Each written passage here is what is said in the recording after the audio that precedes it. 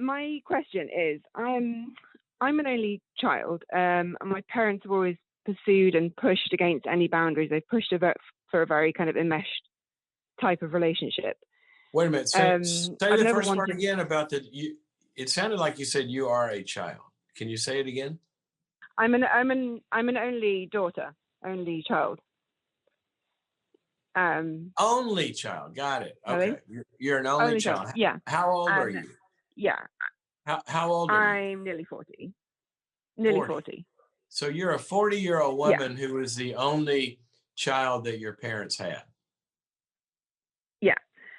And they've always wanted a very enmeshed relationship, a very kind of pushing against any kind of boundaries. I've never really wanted this. They've always had the same. I've not had the same goals. I don't have the same desire for the level of involvement in my life. And I have moved away to a different continent. They are very. That'll do it. That's not a bad step. But they're depressed, so they're now depressed, like clinically depressed. And I'm just, I really truly, I want them to be happy. Sure. Because you do love them, but I don't want to give them my life. And nor should you. If I'm the only main source of happiness, are they going to be depressed forever? Like, do I have, in order for them to be, they may not be happy if I give them my life, but that's kind of, I don't know whether there's any solution for it. They don't want any help, particularly other than kind of from me. So, okay. What kind of help do they want? What kind of help do they want from you? Just my presence, my like consistent. So they don't want help. They don't want help. They just want you help. to be there. They want help with everything. They want help with everything, any decision making, to run through anything, like kind of to know everything about my life, or that has nothing to do with their life. What about their life do they need help with? No, nothing right now. Nothing. Okay, so they're fully functioning. They're fully functioning, fully capable adults who can handle their own life, other than they're bugged that you're not with them. Yeah, basically. Okay. But they want constant with them. Yeah. Okay, so what's the question? So one is, and the other. So there's two kind of questions. One is if someone is continually pushing kind of against any boundaries you set, and if you're nice, if you're nice to somebody, they kind of then they want more, they want more and more and more, and it kind of makes me want to hold back on having an authentic relationship because of their incredible amount of need. And that's one question. How do you deal with that? Like, how I'm nice for, and pleasant to talk to them for an hour, but then they want an hour and a half. So when you stop, you get did you say when you talk to them for an hour and it goes well and they want an hour and a half? Is that what you said? Yeah, or just that kind of thing. Okay. Well, whatever you give is hold not enough. on a second. Before you go much further, you said, how do you do that? Simple answer, you're nice to them for an hour and you say, okay, I got to go now. And then you're nice to them. You've been nice to them for an hour and you say, I got to go, and you hang up. That's the answer.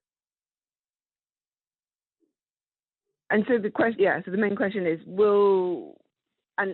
are they destined to be basically depressed unless you give them as much as they want? And are they destined? Is that my problem? No, they're not. No, they're not destined to be depressed. Destined, I want you to hear the words you're using. And this is an incredible sentence that you just said. Are they destined to be depressed? Destined, we talk about like predestination, right? Destined, that whole thing is like some force acting upon us, like we don't have any choice in the matter, right? It's your destiny. You're just going down this path. Yeah. And they act very helpless. They act like, exactly. They consistently act very helpless. Yeah. So no, no, no, no, they're not. We haven't met one of those humans yet that, like you're describing. I mean, there are people with, brain disorders that their brain doesn't work and they can't make choices. But it sounds Mm. like your parents are very capable. They just want Yeah, but they, to yeah. they want to control you. So the answer is you tell them, gosh, that's all I've got to give. And like spending this hour with you is really fun. And gotta go. And then they have to go figure out, here's a big question. What do I do with my life when I'm not on the phone talking to my daughter? I wonder if there are any options in the whole universe. If you're not on the phone talking to your daughter, I don't think there's anything left in the universe for me to do. That's kind of what they're saying, right? Yeah, basically, yeah. That, That or is- if we can't see you, then life's going to be terrible. Like Christmas is going to be terrible because we can't see you. Like, this is yeah. and it's kind of that. It's they do a lot of emotional blackmail, a lot of guilt tripping, a lot A of little, a pushing little, back on a anything you do. little. Did you say a little? Hmm. I wouldn't call that a little. See, here's what people have to understand. This really No, a helps. lot, yeah. That what you get duped into is you get duped into thinking this is some kind of reality. That if you don't do this, you know, like then they're going to have no options in the world. They're going to have no life, this, that, and the other. And you start to think that that's how the world works, right? Gosh, if you leave home, then they're going to be miserable. My wonderful wife just walked in the room. Thank you, Tor. I want to come ask you a question. What? I want to. Hey, so Sally, hold on. Now this is not planned. I promise. I don't want to put my face in there. You don't want to put. What do you have a beautiful face? I just got back from a I don't care if you just got back from a walk. You look fantastic. Okay, she won't come on camera, but I think you can hear her. All right, Tor. What? Okay, Sally, are you listening? Hmm. Our daughters just left home, just like you left your parents. All right, and they got in we call it the empty nest. They left home. What's one of the things that we've been saying about the empty nest? That we love it? We love it. I mean, we love our kids. We love them when they're here.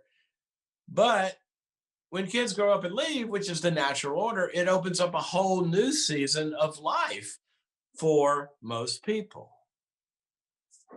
I just wanted Hmm. you to get an objective answer there to let you know that this is not a Yeah, universal rule. and when I see that with people, yeah, when You I are- see that with people, I think there's so much that you can do. Like there's so much you can do that's not doesn't involve me. But like, and I'm like that is part of me is like I can give what I can give, and then the rest is not my problem. But then I kind of see them sad, and I'm like I don't there's no reason to be sad. You just Right, you but know But you asked me, the question you asked me, are they destined to be depressed? So they've got you believing this somewhere. So no. And so here's what I want you to do. I want you to talk to them about how much you love them and how much you care about them, and you know that you can't be with them and do all the things that they want you to do, but you'll be glad to help them figure out some stuff to do if they would like. You can find them hmm some support groups and you can yeah. find them some activities. There's a bunch of Yeah, stuff. I've tried. Yeah, So I have that tried, and great. they just say they Then don't want to. So that's what you can and do. then that's what I've done. That's what I've done. Yeah, That's what you can do. It's so up to them to figure out if they're going to have a life or not. Was that your question? That's it? pretty much. Yeah, pretty much. Yeah, yeah. Pretty They much. will always push. They will always push for more. Yeah. Well, you know what? It sounds like in part they always push because it kind of works sometimes. They can get a little more out of you, right? Yeah, yeah. Because you kind of get you kind of fall for the guilt sometimes. You're like, Yeah. oh, Yeah. yeah, this is all Okay, we so want. The so kind of here yeah. here's one suggestion I have for you. If you go to my book Changes That Heal, the second section in there is called Boundaries. It's where the Boundaries book came from. Is that concept? And in there, there's just a clear laying out of one of the things that everybody is responsible for is their own lives. And when you make a choice about your life and somebody else has a feeling about that choice, in this instance, you say, no, I'm not going to live wherever you came from, and that they have a feeling about your choice, that feeling is their responsibility. You can't control that. No, that's yeah. And so that's what you've got to get through, this fear, and see what's holding you back, as we talked about earlier, this fear of how you feel when you say no to them. That's the big hurdle here. Yeah, no, that's very So that's true. going to take some changing inside. Okay. So if that's your question, then did I answer your question? Are they destined? No, they're not destined. They can choose to go have a life. No, I didn't. I mean, that's kind of the word, I guess that's the words that they use. Oh, like our life is meaningless, like our life is a whole, like this kind of thing. But I'm not I can't talk to them. I'm asking, did I answer your question? No. Yeah. I didn't? Yeah, you did. I did. Okay. I did. I need to take responsibility to live. Yeah. Okay. Well, you know what I would do? I'd go join a support group with some other people that struggle with boundaries, and they're going to have the same issues. Just may not be with their parents. It may be with a parent. It may be with somebody else. But go get some support in this, because you need to be around some people that will support you in saying no. Thanks for your call. Back to what we were talking about earlier, the fear. Just take that topic in your own life and look at the pie. What's keeping you stuck? Because you're afraid of how you're going to feel. See, here's what's interesting. People say, well, I'm afraid of how they're going to react. No, you're not. No, you're not. How they're going to react can hurt you. How you're going to feel when they react that way, that's the problem. You see the difference? If I tell somebody no and they throw a temper tantrum or put a guilt trip on me or don't like it, how can that hurt me? What hurts me is how I feel when they do that. So if I feel really bad and really guilty and really afraid of their anger, then I fear those feelings. And so the fear of my own feelings gets translated into, I'm afraid of their reaction. Well, that's like the lion in the street, because as soon as you get to a place where you don't fear your own feelings and you actually begin to change your own feelings to their reaction, then they're no longer in control of you. They can have their reaction.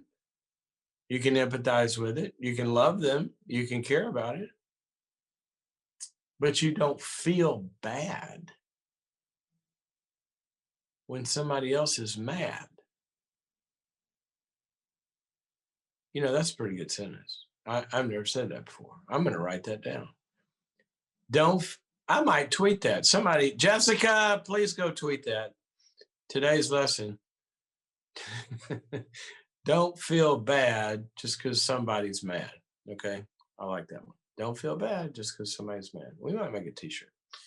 Anyway, here's a good slogan. Think about that one.